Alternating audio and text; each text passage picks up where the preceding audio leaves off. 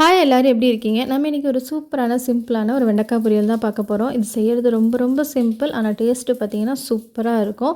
அதுவும் சப்பாத்தி சாதத்துக்கெலாம் வச்சு சாப்பிட்றதுக்கு செம்மையான சைட் டிஷ். குழந்தைங்கள்லாம் ரொம்ப விரும்பி சாப்பிடுவாங்க. குழந்தைங்களுக்கு லஞ்ச் பாக்ஸ்லேயும் இது கொடுத்து விடலாம்.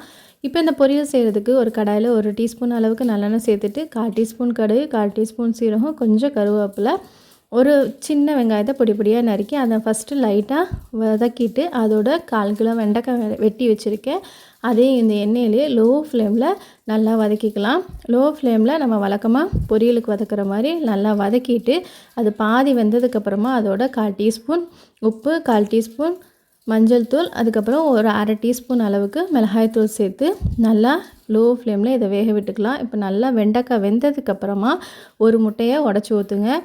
உடச்சி ஊற்றிட்டு உடனே நல்லா கிளறிடுங்க. முட்டையோட இதே தெரியாமல் இருக்கிற அளவுக்கு கிளறிட்டிங்கன்னா டேஸ்ட்டு வந்து சூப்பராக இருக்கும். நம்மளுக்கு வந்து நல்லா சப்பாத்திக்கெலாம் தொட்டு சாப்பிட்ற அளவுக்கு கொஞ்சம் கிரேவி மாதிரியும் இருக்கும்.